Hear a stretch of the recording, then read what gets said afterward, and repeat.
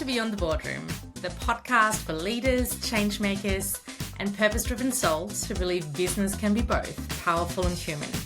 I'm your host, Demiri, founder of JD Consulting, culture shaper, connection creator, and champion for authentic, connected leadership.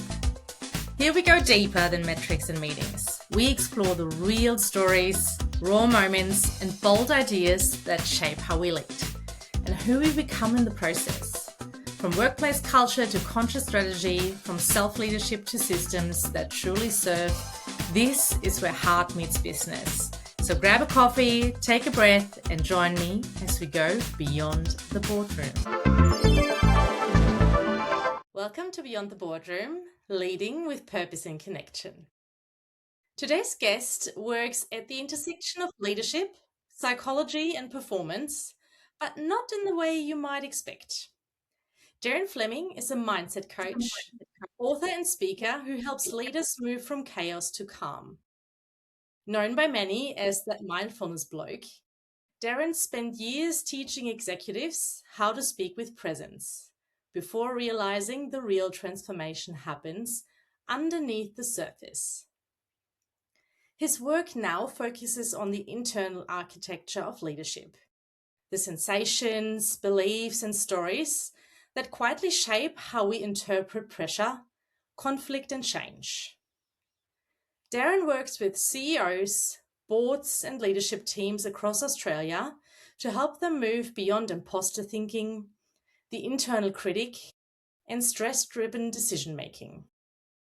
He is the author of several books and is currently writing about what he calls the 4 Noble Truths of Shit Days, a framework designed to help leaders understand how perception shapes reality, especially on the days when everything feels heavier than it should. In this conversation, we explore mindset mastery, the science and philosophy behind how we construct our experience, and why the way you think you see the world is not necessarily the way it actually is. If you are leading people, making decisions, or simply navigating high-pressure environments, this episode will challenge how you interpret both success and struggle.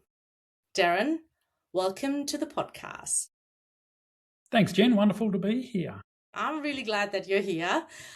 We've only recently met at a wonderful networking event and sort of started talking.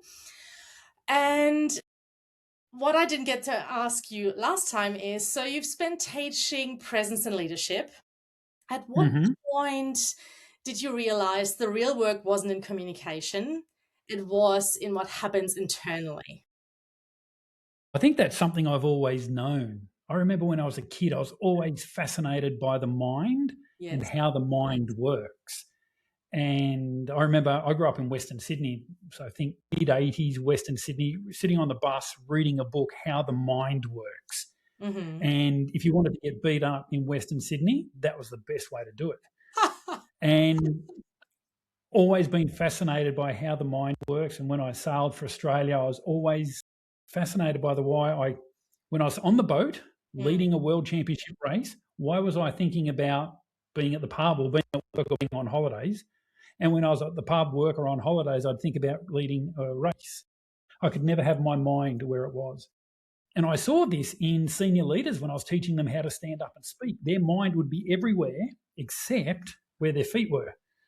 And when COVID hit, I had a chance to stop, combine my degree in psychology, my studies of meditation and Buddhism and Hinduism and neuroscience and physics and chemistry, and put it all together and developed and formalized, codified the mindset mastery methodology.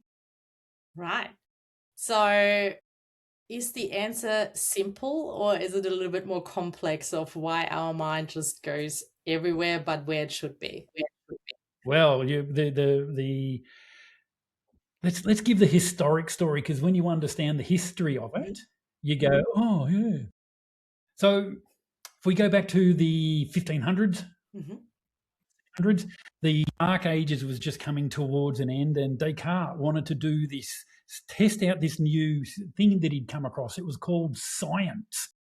And he wanted to do some tests on the body, but the human body. But back then, in the 1600s, if you did anything that the church didn't like, they'd chop your head off.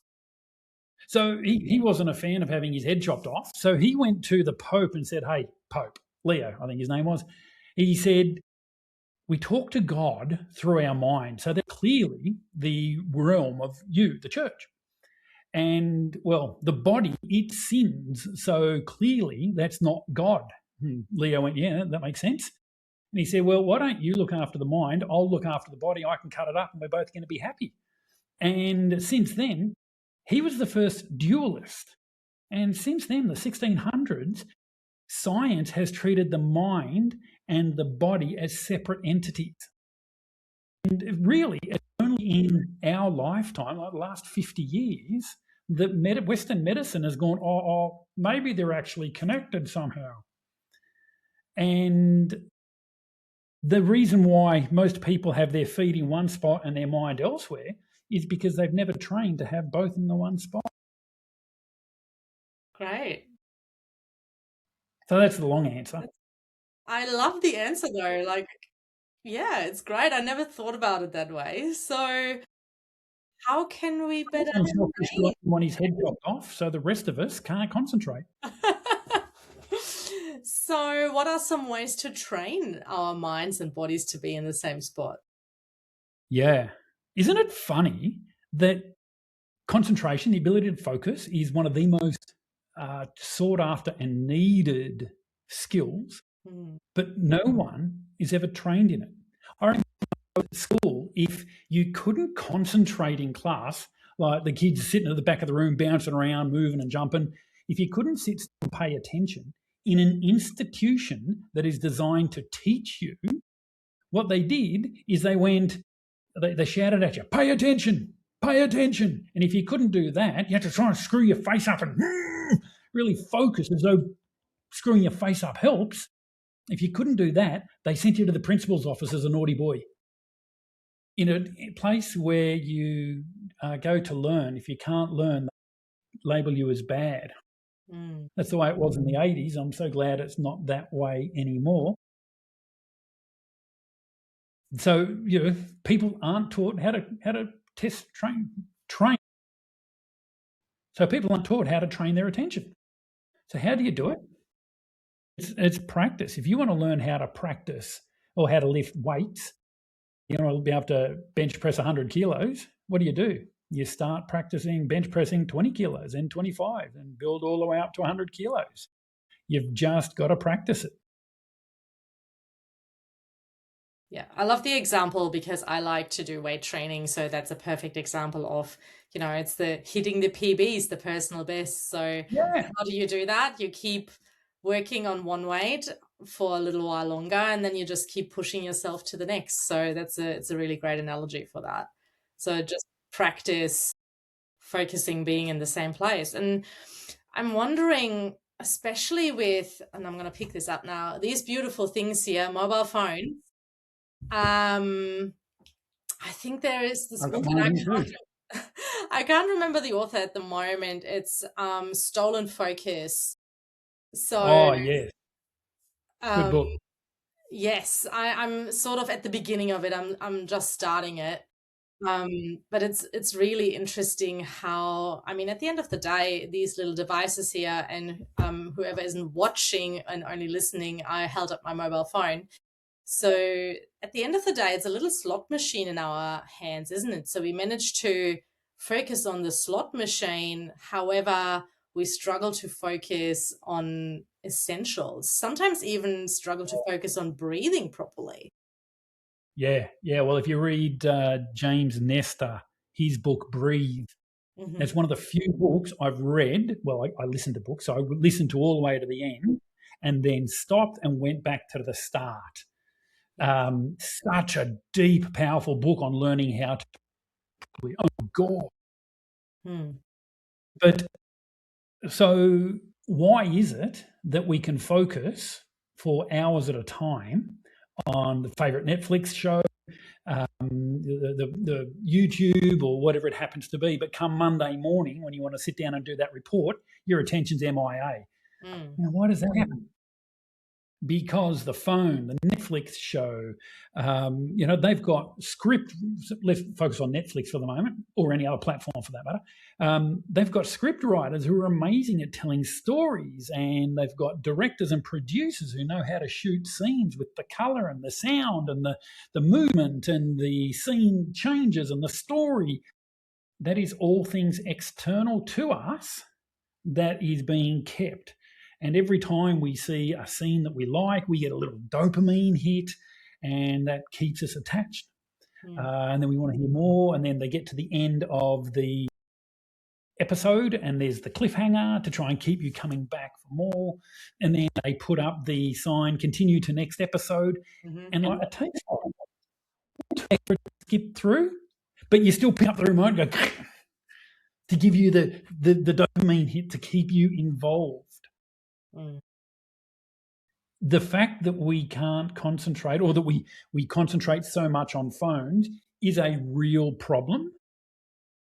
But we shouldn't beat ourselves up so much, too hard for it, because these are literally trillion-dollar companies with they got thousands and thousands of PhD psychologists who understand how to control and manipulate behaviour, structuring everything through the phone, the platforms, whatever, to keep our attention. It's a real problem. Don't beat yourself up that you can't beat them. You're just one person with a degree in, I don't know, maths, engineering. I've got a psych degree, and I still get sucked in. Yeah.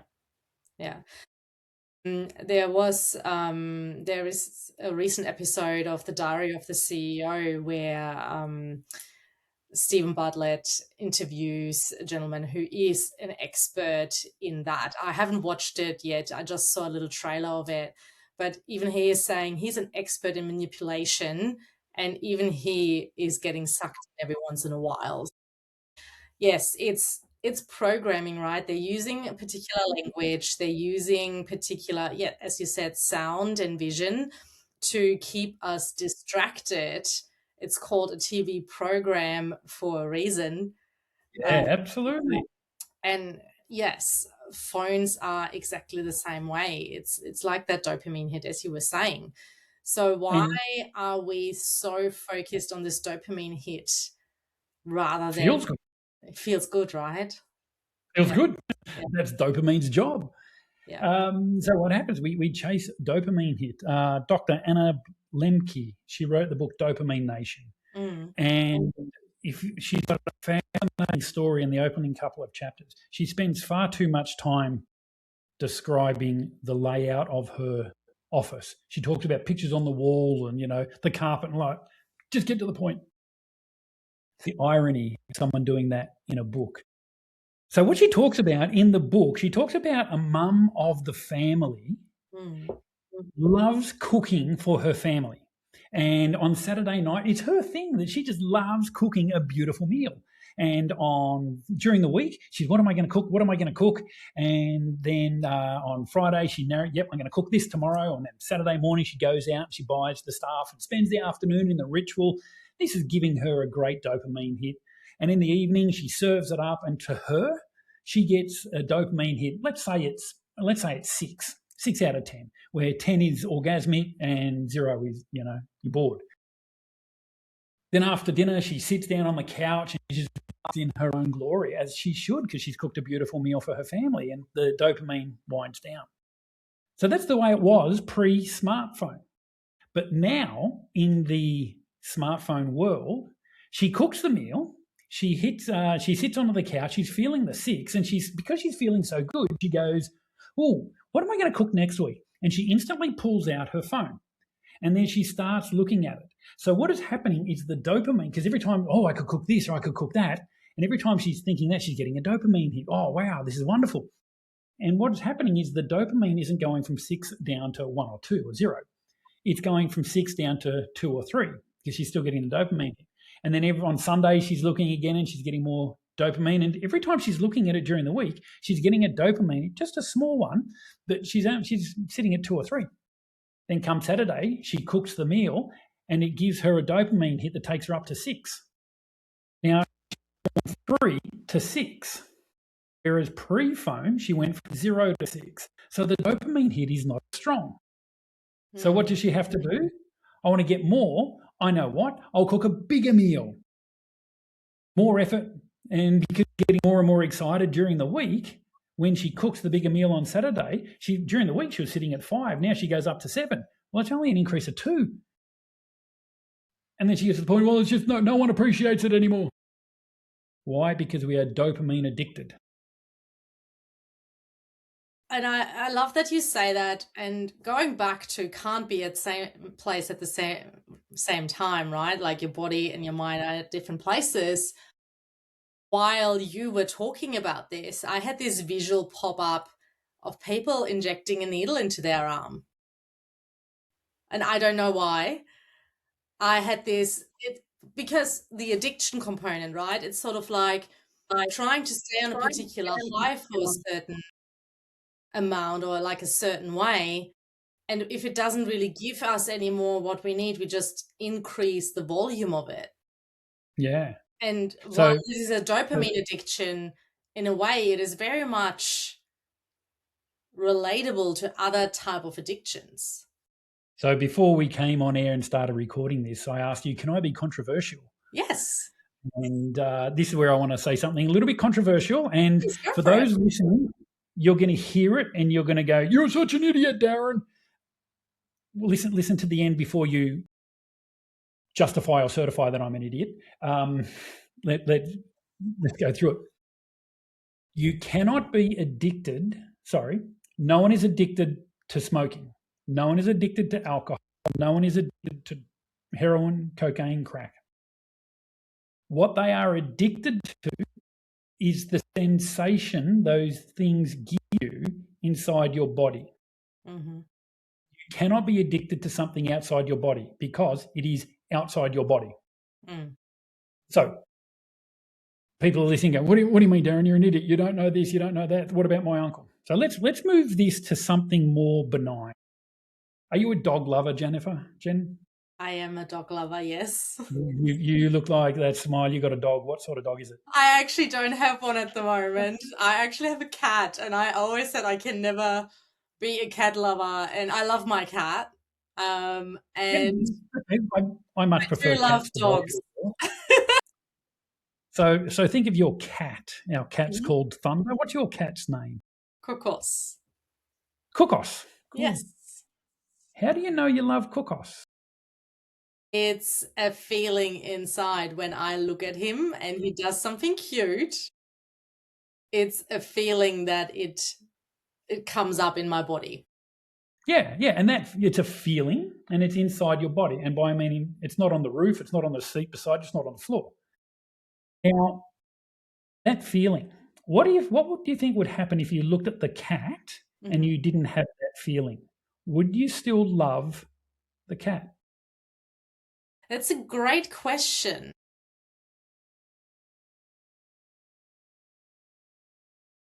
I mean, you wouldn't hate the cat.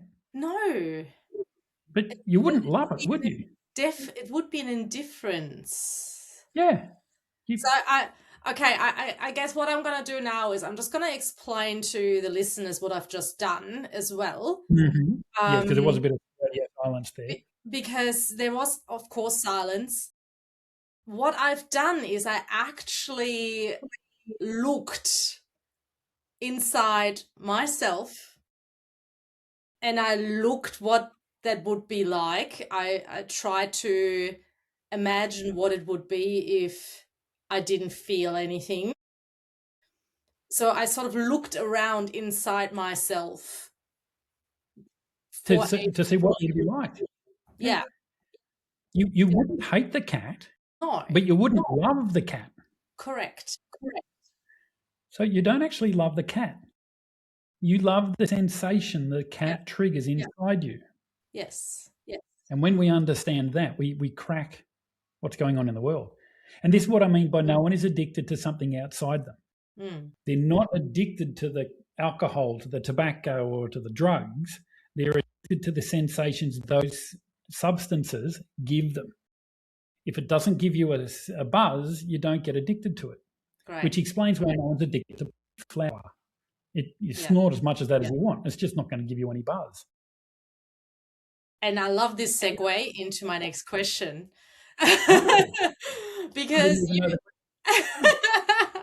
because you say that the way we think we see the world isn't the way it actually happens. Mm. And I think we sort of just started touching on that. Yeah. And can you please elaborate even further?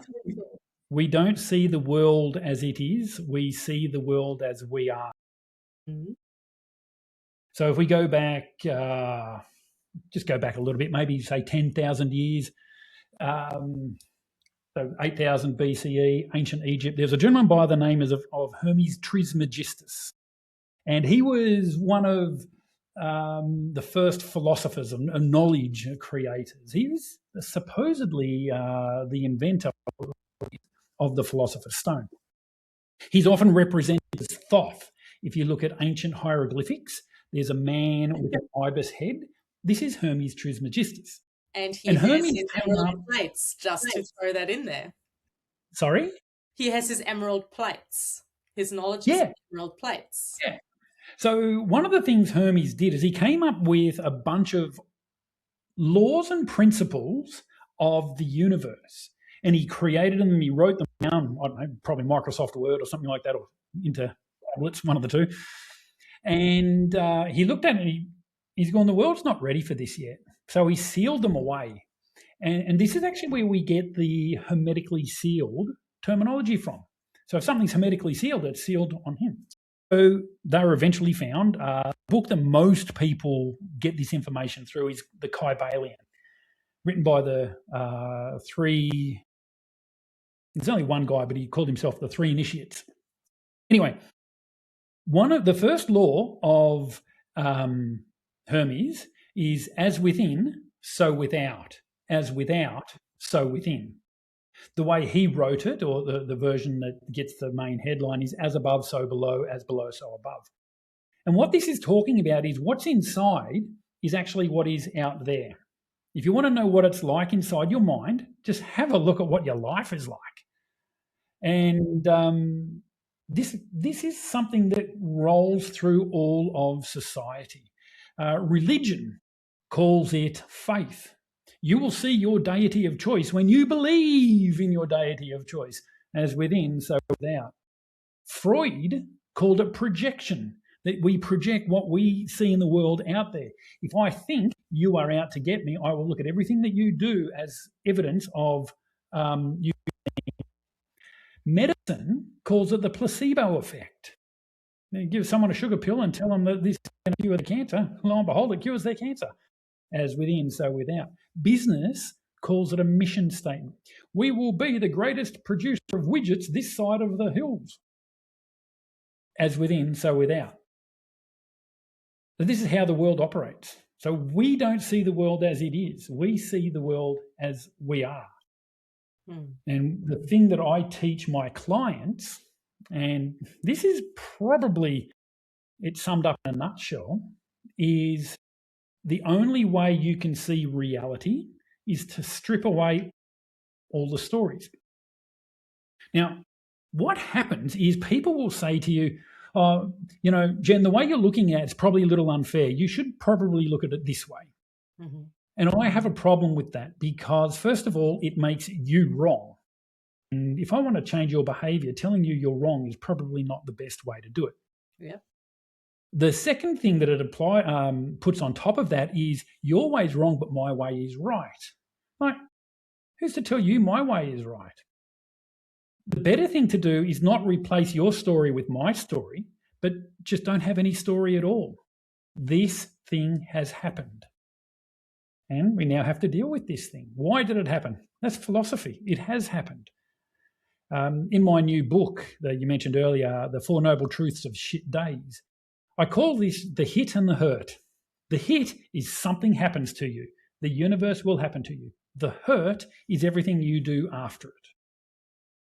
And what happens is the hit happens to us. We then create a story to make sense of that hit. And then we have to deal with that story, which compounds the problem of the hit. Please elaborate. So the hit, the universe happens. Shit happens, mate. So there's 4 noble truths of shit days. Okay, these are, you cannot get away from these truths. The first noble truth is universality. Everyone has shit days. I don't care if you're the Pope, a prince, or a plumber. You are going to have a shit day once in a while. Mm-hmm. The second noble truth is causation. You cause the day to be shit. Okay. Now, the way that this happens is we cause a shit day by wanting reality to be different than that which it is. Okay. So you're at home, your car's parked out on the street, someone comes by and slams into it. That is what has happened. That's the hit. Mm-hmm. You jumping up and down and why did you do this? It's that. You've caused me. All that sort of stuff is what makes it a shit day. You can't change the fact that someone slammed into your car. So why do it? Now, this doesn't mean you don't make an insurance claim and report it to the police and all that sort of jazz, but it's happened. Don't get stressed about it. And that's what causes shit days. Causation is we do it. Universality, law number 1. Truth number 2 is causation. We cause them by wanting reality to be different. Truth number 3, shit days will pass. Like your car was hit this morning, but in 5 years' time, you're not going to care. Probably 6 months' time, you won't care. Maybe in a week, you won't care. Like, can't we make it 20 minutes later, you don't care? Sure, I've got to deal with all of the pain in the bum of not having the car, but just get on with it. Mm. The fourth noble truth of shit days is you can accelerate that change, and that's what I teach my clients. So you wanted me to elaborate on the hit and the hurt. If you go online and you Google, say, Gina Reinhardt, mm-hmm. The image that comes up is and for those outside Australia, Gina Reinhardt is Australia's richest person. The image that comes up is a painting by an Aboriginal man that was done 10 years ago or so, maybe 15 years ago. It's not a flattering picture. It's not great. Her eyes are at odd levels. Her chin is at the odd levels. And it looks like she's got 3 chins. It's not flattering. Mm. But that one image is part of 21 images. In there is Prince Charles. Prince at the time, he's now King Charles. Queen Elizabeth was in there. Julia Gillard, Australia Prime Minister. Scott Morrison. Goodsey from the Sydney Swans. Albert Namatjira was in there. There's heaps of famous Australians in there, and she is in there. That photo, that painting, hung on the wall in the South Australian Art Gallery. Mm-hmm. Years, noticed it. She didn't care. It then moved to Canberra, and it was hung there, and she found out about it. Now, prior to knowing about the picture being painted, she didn't know, she didn't care. She then found out about it. That was the hit. Mm-hmm. She then wanted that painting taken down because I deserve to have that taken down. It simply poured fire on the media around it. The National Gallery of Australia reported a 24% increase in visitations after she started speaking about it. She made front page news right around the world, okay, because she wanted this picture taken down. If you Google Gina Reinhardt, that image comes up. Mm. The hit is the universe happens to you. There's nothing you can do about it. The hurt is what you pile on top of it. She didn't want to be associated with that image, so she raged to get it brought down, and now she's forever associated with it. That's a shit day. And I'm actually, sidetracking here a little bit in terms of Gina Reinhardt. Could it actually be that she knew the impact it would have by her wanting to take it down and actually creating a bit more of a media storm around her? I believe she's a very intensely private person. She doesn't like things going out. I've never met her. I've never met her.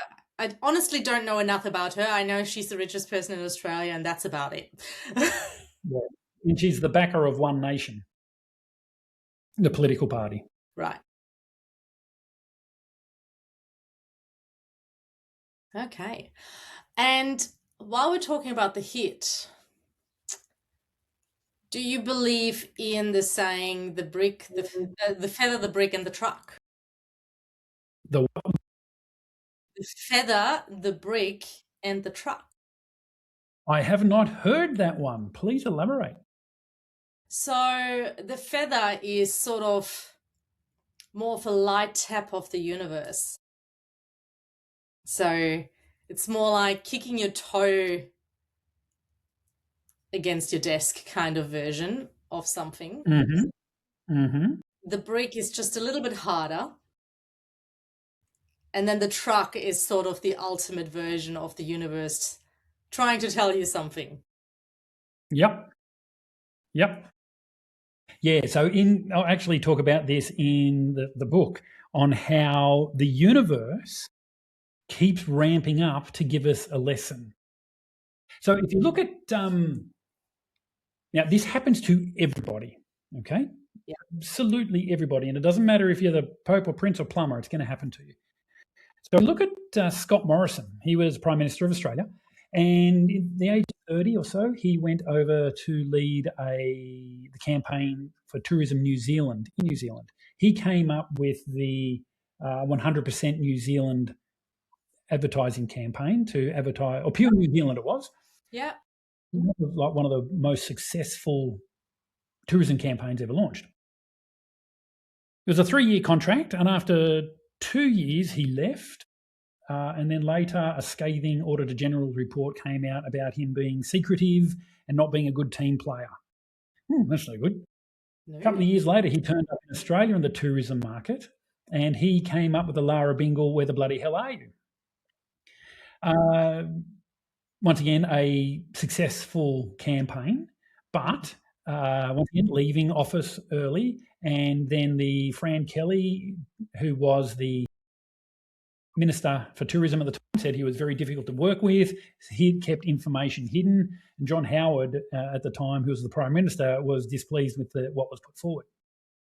So it's gone from a small thing, New Zealand, bigger market, Australia. Then he became the Minister in the federal government for immigration. Mm-hmm. He had the boat turn back policies, and when asked about what was happening, his line was, "I don't talk about on-water matters. I don't talk about on-water matters." He then brought in the robo-debt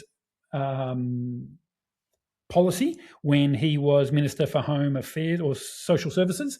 Mm-hmm. Then he became the Prime Minister of Australia during the COVID pandemic. He took off to Hawaii during the fires, and he said, "Mate, I don't hold a hose. It's not my job to be here." He swore himself into secret ministries. All his career is along from New Zealand, small. The universe gave him an opportunity to deprogram, didn't take it. Then he went to Australia, didn't take the opportunity, minister, then up to being the Prime Minister of Australia. And the same pattern kept playing. At each spot, I argue in the book, is how do you deactivate that programming? He just didn't do it. I think that's what you mean by the feather, brick, and the truck. Yeah. Initially, yes, he had a small, like he has given an opportunity. He maybe just took a small hit on it. Then he's given another opportunity, and yes, he kept doing the same thing over and over and over again.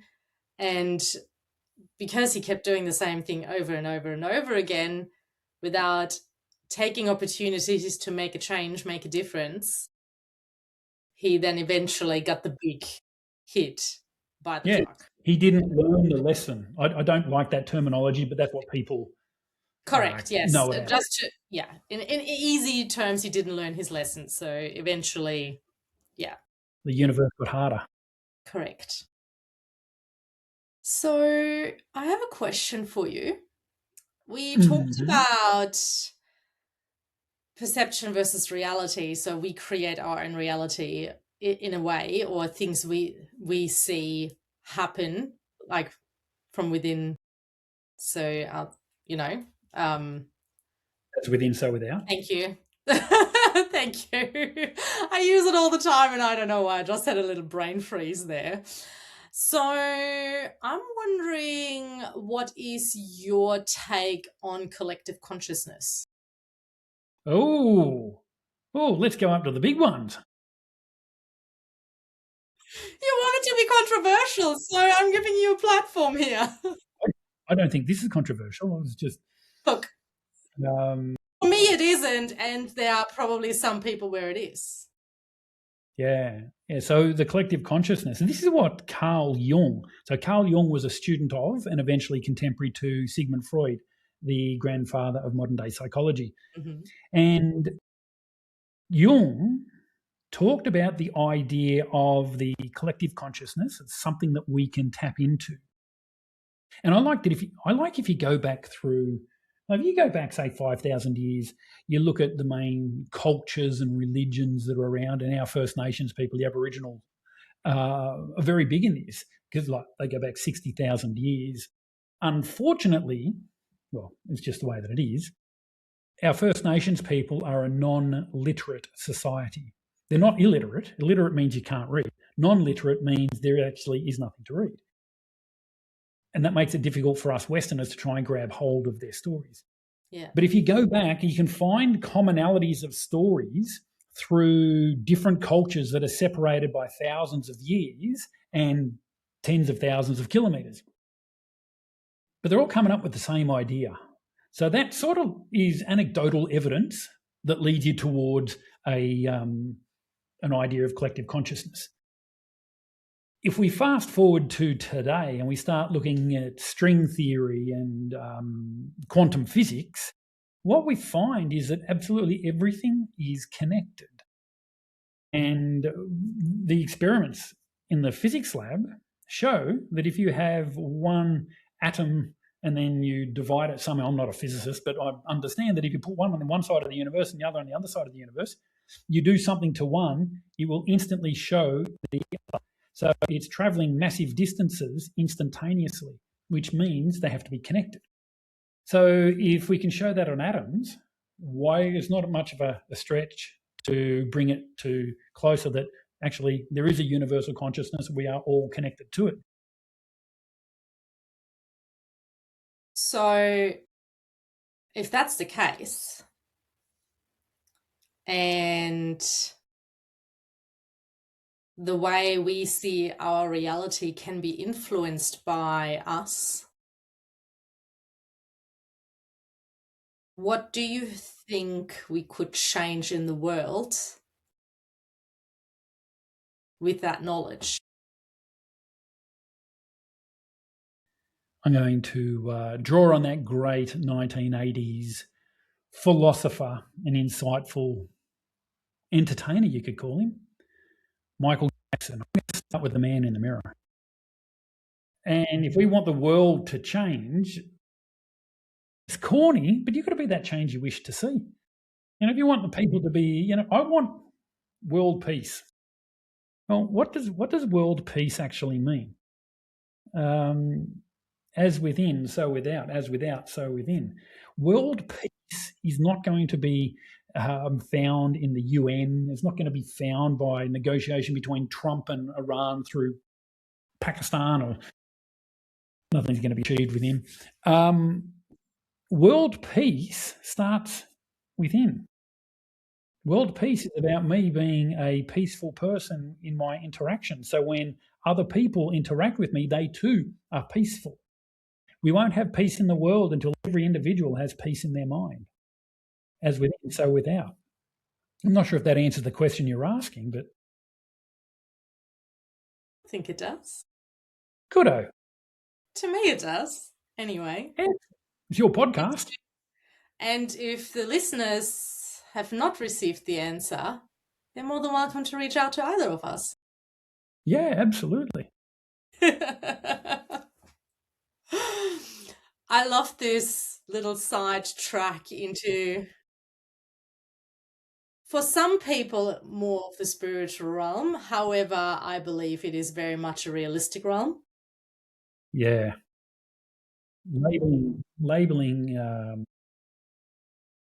So people will say something like Buddhism is a very spiritual practice.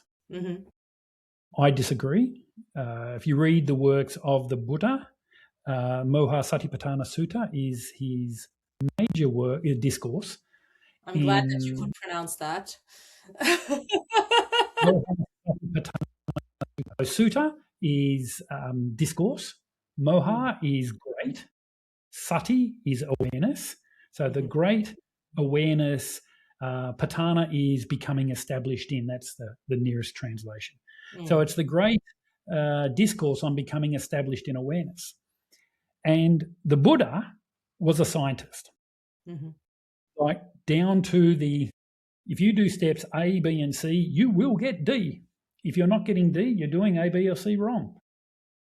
The Buddha was the first to identify the atom. So he went on all these meditation trips and journeys. And now, for some people, you're going to hear this and you're going to go, that's a load of bollocks, and that's fine. It depends on what your individual frame of reference for life is. Here, the Buddhist frame of reference for life is about reincarnation, coming back to this world, to a plane, and experiencing the reality of that plane. And what he noticed is, meditating on many lives, he went in and in and in and in his meditation, and he said, we're just packets of energy vibrating backwards and forwards. He called them a kalapa. And what he said is, like, it's completely impermanent. What it is that we are is an energy packet moving backwards and forwards, and it's not even there 99.999% of the time. Sounds kind of like what quantum physics is finding out these days. You fast forward to the Dalai Lama. The Dalai Lama, so the story goes, I've read it in a couple of books, was having a conversation with a bunch of physicists. And he was saying how Buddhism is not a spiritual practice. It is a science.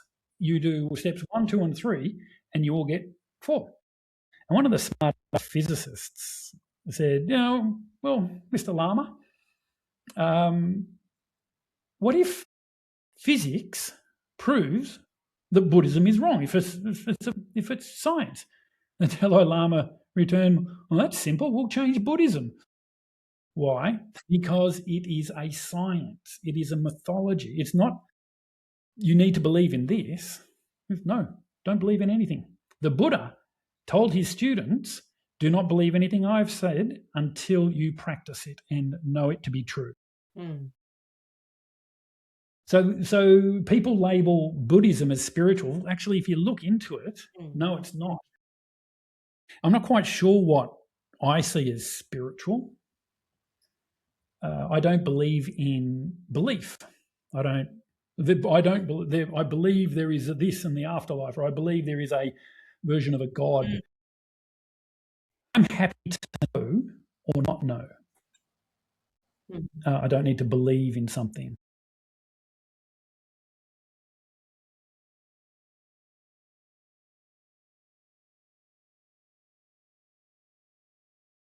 That's me. Great.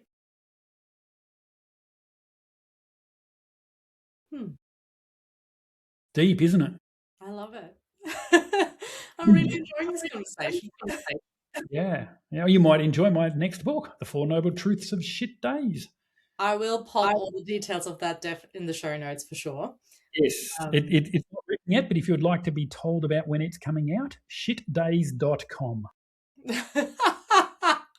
I'll pop the details in the show notes, and then, when it comes out, people can read it as well. And I started writing the book a couple of months back, and this is going to be the URL. Put it online on LinkedIn to show people. And one of my friends replied to it, I can't believe in the year 2026, the URL shitdays.com was still available. Well, I guess, yes, it is a little bit surprising. Yeah. I want to go back a little bit into the work that you do with your clients in a way. So, and I want to talk about stress and decision making. So, under pressure, leaders often believe they are being rational, which I know for most is not the case. However, what is actually happening in the nervous system during those moments of stress. Yeah. What was it? Aristotle said, man can only do what he believes to be right. And that's, I am being rational. It's like, stop shouting, I am not shouting. So what is happening? So there's a couple of things. We'll talk about where your awareness is and what your attention is on. Actually, we'll talk about that first. So when you are processing information well, you have a wide sense of awareness. It's called situational awareness. So, just to use a metaphor, you've got 180 degrees vision, but like you're only focusing on 20 degrees because that's all important to you. And a leader, I work with people in construction, mining, finance, high-risk industries where you've got to process lots of information. And these people who have good situational awareness, 180 degrees view, but they're only focusing on 20 degrees because that's all I'm dealing with. Yeah. When you have this, what happens is if something happens at 160 degrees view, you can see it. If what's going to be 90 degrees around or something. If something happens in your periphery, you're going to bring it up, you'll address it, and then go back to what you're working on. And that can happen from left to right. We call this situational awareness. This is where we want people to operate, but unfortunately they don't. Where they operate is strained awareness. This is where they try and sit down and concentrate. They screw their face up and try and focus because, let's face it, at school they weren't taught how to do it. And so they're focusing on they don't get the full 180 degrees. Probably they get, 90 degrees. And they're focusing on that 20 degrees within there. They think they've got good awareness. Now, don't get me wrong, you can be productive here. But what happens is it is incredibly energy intensive. When you're in strained awareness, you're focusing on the task that's in front of you, and the thought comes into your head of, what are the kids doing? Johnny's got problems at school. When you're trying to focus on this job and that thought comes up, because thoughts just pop up, what happens is in strained awareness, you have to battle that thought away. And that's hard work. You have to focus. No, I'm going to pay attention. Focus, pay attention. And you fight yourself to pay attention. If you are in situational awareness, that thought of Johnny comes up, but you just let it float off and it goes. Then the whole idea of your holiday coming up in 2 weeks, it'll come up and you'll see, I'll just keep paying attention. But if you're in strained, you get caught in them. Now, strained, as the name implies, is a battle. Sometimes you win it, you end up in situational awareness, but sometimes you lose and you end up in tunnel vision. And this is where you've got 180 degrees, but you're only focused on the 10 degrees in front of you. If something happens at 15 degrees out, you don't see it at all because you are focused on what's in front of you. You see what's in front of you and you think that you have very wide awareness. When you're in tunnel vision, you actually think you're in situational awareness. You're not. You're in tunnel vision, but you can't, because you're so oblivious to everything else, you're not aware of it.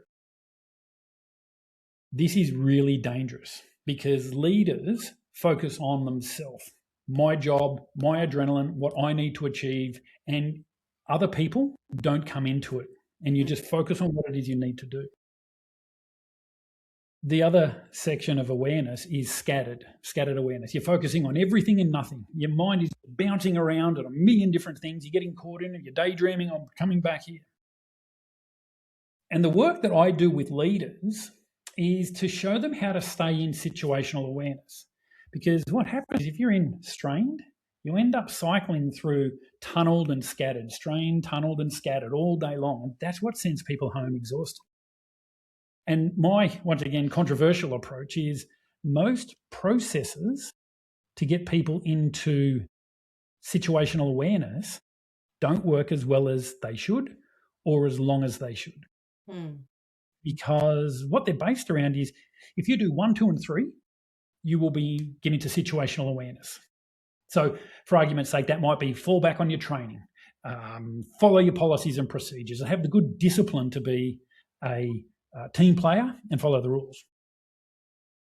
But when you're in tunnel vision, and this is, you're asking what happens to the body. Yeah. What happens when you're in tunnel vision, you have lots of cortisol and adrenaline flooding your system. What we know is when there's lots of cortisol and adrenaline in the system, for evolutionary reasons, access to long-term memory. This kind of makes sense, because if you're running on in the jungle and the saber-toothed tiger is chasing you, you've just got to run. You don't want to be thinking about what happened to your mate Peter last week who didn't run and he got mauled to death, and then you start thinking about that and it's going to stress you out more. You've just got to run. Yep. This is why people in high-pressure situations who have been trained well don't think clearly, because they're tunnel vision. So instead of, and what, do the steps 1, 2, and 3, you'll get into situational awareness. I think that's the wrong approach. And the reason is that is treating situational awareness as a supernatural state that if we work really hard, we'll get into. It's not. It's our natural state that we do things that suck us out of it. If we stop doing those things, we can remain in our situational awareness. What happens is we need to do sure that the cortisol doesn't go up, the adrenaline doesn't go up, so we can remain present. So based on what you were just saying, how much of poor leadership is actually a stress response rather than character? Did you say poor leadership? Yes. How much of poor leadership is stress response? I'm not quite sure I could put a figure on that. There are some people who are thrown into a leadership position who have never had good leadership modelled to them, so they're not going to be able to deliver good leadership. But I also think a lot of time is... So when I was at uni studying psychology, I did a sub-major in business. And then we had to work out what leadership styles there were. Are you a situational leadership, or are you a this leader or that? Like, who cares? Like, it's philosophy. It's theory. What do you like in the moment? And most leaders... That's a generalization. There are some leaders that I work with who are incredibly aware of what's going on inside their mind-body instrument, and they're not reactive. Others go, this feels right, therefore I should be doing it. It's simply a sensation happening inside their body. And because of that sensation, it's a feeling, they think it's a fact, and it's not. If you just look at what the programming is, it's just something inside you has been triggered, and you act based on that trigger. That's the way most leaders operate. The ones who have high EQ, emotional intelligence, they are not as taken in by that as others. Yep. Can confirm that. And I like a point that you made in regards to some leaders are put into leadership positions without having had great leadership models in the past, or have not really had much experience in a leadership role.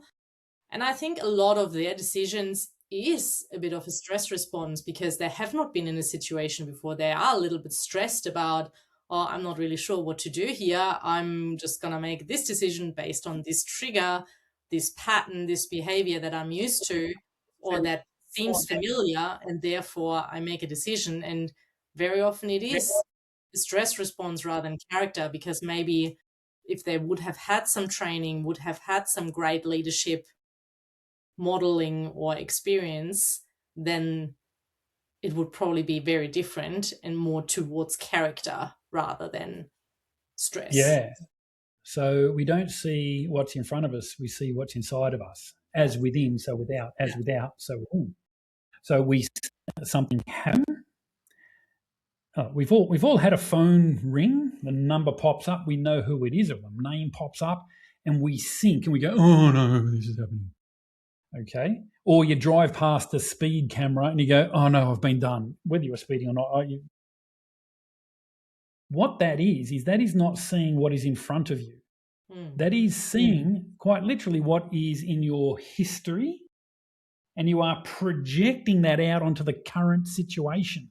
And you react to that memory as though that is the current situation. And that's as within, so without, as without, so within. And what ends up happening is we refer to what has happened in the past and we make a decision based on that. And what we do is we downplay the literal reality of what is right in front of us in favour of what's in our memory. Yeah. Is that a little bit natural though, because that is a reference point? Is it natural or is it a habit? Is that what we have practiced? Yeah, it's probably a better word, yes. Yes. Is it what we have practiced? Is it what has been trained into us? Yes. Is it the best thing to do? I would suggest there are other things that I would do. I don't want to make you wrong, but to say, oh no, you shouldn't do that makes you wrong. Point out that you're literally looking at the past and putting that past on here.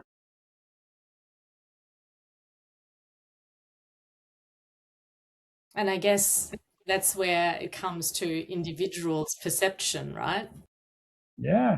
Because for some people, having that experience from the past as a reference point is helpful for them and possibly helps them make great decisions. And for some, it may do quite the opposite. Yeah. So what happens is then you go into a debrief session with your coach and your coach says, well, you acted this way. What do you think is a better way you could act in the future? Correct. Well, as Aristotle said, man can only do what he believes is right. Correct. So I acted the way that I thought was right, and you're now telling me that's not right. So I shouldn't trust what I should do. Okay, well, how's it going to work for my confidence going forward? But was it right at the moment, right? Because it is in a different way to Aristotle is saying, it's like you're doing the best you can with the resources you have. So you have that knowledge at that time. If you would have had additional knowledge, would you have acted the same way? Yes, no, maybe. Yes, yeah, exactly. Well, if I had additional, if my grandmother had wheels, she'd be a wheelbarrow. If I had different knowledge, yeah, well, of course I could have acted a different way. Exactly. But I didn't. So, yeah, something in the environment happens. It triggers information. It triggers a pattern inside us. Absolutely. That pattern is experienced as a sensation. And that sensation says choice A or choice B, C, D or whatever. And then we react. So to say, Darren, you chose choice B, you really should have chosen choice A, is making my internal system wrong. So the question then becomes, how was it programmed that I chose B instead of A? Well, that goes into my history, my programming, depending on your frame of reference. It could be like 15 lifetimes ago, or it just could be something you're simply not aware of. It's the unconscious or the collective conscious, as Jung said. So to say that your way of reacting is not right is, I don't think, helpful, because the way that I reacted made sense based on what is the story inside, which is why I prefer to tell people don't build a story, because your story is right to you. Because for some reason I'm higher in the org chart than you, I say my story sounds right, therefore I'll tell you that I'm right and you're wrong. Doesn't make any sense at all. Absolutely. And I think that's where, a lot of curiosity is important in that is my perception on it. Rather than telling someone what's right or wrong, ask them questions. Ask them, okay, what's the reason you acted this way in this situation? What made you make that decision? What have you learned from that decision? Are there, maybe now that you are outside of that decision, are there different ways you could have approached that decision and made a different choice? Yes, that makes sense in a system that is not flooded with cortisol. Correct. But during the decision that I'm under, I'm in tunnel vision because my system is flooded with cortisol. And the idea of you do 1, 2, and 3, which is know your training, your policy and procedure, and be a team player. Yeah, I should remember that. But when you're under cortisol, you can't. Correct. So most of those debriefing questions can end up around me going, okay, I was wrong. I should be doing it your way, which is what they're often designed towards by someone who wasn't in the cortisol situation at the time. So curiosity is good, providing it is genuine curiosity as opposed to leading someone to my point of view. Correct. Absolutely. So that should, it's hard to find the right word, right? In a way, the prerequisite is that helping someone to, be a better person the next time for themselves, not the way I want them to be, but for the other person. Just pause here. I'm getting a note on my computer that I'm running out of disk space. Holy shit. Fun. Yeah, so that's probably because I'm recording. So we might have to wrap up if you want to do a wrap up now. Well, I mean, at the end of the day, I could go for like another hour, don't get me wrong. And though I feel we are coming towards the end anyway. So, Darren, is there anything that we haven't touched on that you really, really want to share in this episode right now? Because otherwise, I feel we could do a second round at another time. I reckon we come back for a second round at another time. I agree with that. Perfect. Well, let's do that. Let's wrap it up for now. I'll pop all your details into the show notes. And thank you so much for being here today. It's been a pleasure. Perfect. Well, I'll see you another time. Sounds good. Bye. Thank you so much for tuning into this episode of Beyond the Boardroom. I'm truly grateful to have you here. So if today's conversation resonated with you, I'd love for you to follow the show, leave a review, or share it with someone who'd find it valuable. Your support helps us spread the message of purposeful, connected leadership even further. So until next time, take care, stay curious, and lead with heart.